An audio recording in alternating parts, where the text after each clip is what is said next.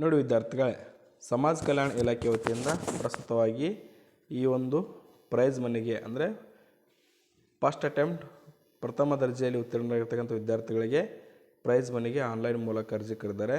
ನೀವು ಮಾಡಬೇಕಪ್ಪ ಅಂದರೆ ಆನ್ಲೈನ್ ಅರ್ಜಿ ಆಲ್ರೆಡಿ ಸಲ್ಲಿಸಿರ್ತಕ್ಕಂಥ ವಿದ್ಯಾರ್ಥಿಗಳು ಏನು PG ಕೋರ್ಸ್ ಇದ್ದೀರಾ, ಇಂಜಿನಿಯರಿಂಗ್ ಮೆಡಿಕಲ್ ಕೋರ್ಸ್ ಇದ್ದೀರಾ ಮತ್ತು ಡಿಗ್ರಿ ಕೋರ್ಸ್ ಇದ್ದೀರಾ, ಇವರೆಲ್ಲ ಒಂದು ಪ್ರಶ್ನೆ ಕೇಳ್ತಾ ಇದ್ದೀರಾ. ಸರ್, ನಾವು ಅರ್ಜಿ ಸಲ್ಲಿಸಿದ ನಂತರ ಏನು ಮಾಡಬೇಕಂತ ತಿಳಿಸ್ಕೊಡ್ತೀನಿ. ನೋಡಿ ವಿದ್ಯಾರ್ಥಿಗಳೇ, ನೀವು ಅರ್ಜಿ ಸಲ್ಲಿಸಿದ ನಂತರ ಎಲ್ಲ ಡಾಕ್ಯುಮೆಂಟ್ಸ್ಗಳನ್ನು ತೆಗೆದುಕೊಂಡು ನಿಮ್ಮ ಹತ್ತಿರದ ತಾಲೂಕು ಸಮಾಜ ಕಲ್ಯಾಣ ಆಫೀಸಿಗೆ ಕೊಡಬೇಕು.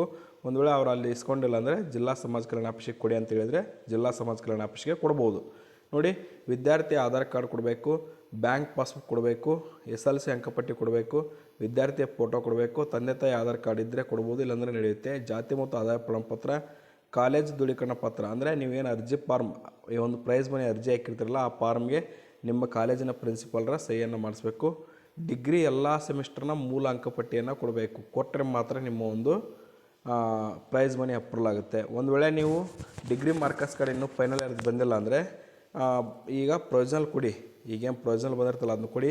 ಒರಿಜಿನಲ್ ಬಂದ ನಂತರ ಕೊಟ್ಟು ನಿಮ್ಮ ಒಂದು ಪ್ರೈಸ್ ಮನಿಯನ್ನು ಅಪ್ರೂವಲ್ ಮಾಡಿಸ್ಬೋದು. ಇನ್ನೊಂದು ಪ್ರೊವಿಷನಲ್ ಸರ್ಟಿಫಿಕೇಟ್ ಆಫ್ ಪಾಸಿಂಗ್ ಅಂತ ಬರುತ್ತೆ, ಅದನ್ನು ಕೂಡ ಕೊಡಬೇಕಾಗುತ್ತೆ. ಇನ್ನು ಕನ್ವಿಕೇಷನ್ ಸರ್ಟಿಫಿಕೇಟ್ ಅಂತ ಬರುತ್ತೆ, ಅದು ಕಡ್ಡಾಯವೇನಲ್ಲ, ಇದ್ದರೆ ಕೊಡ್ಬೋದು.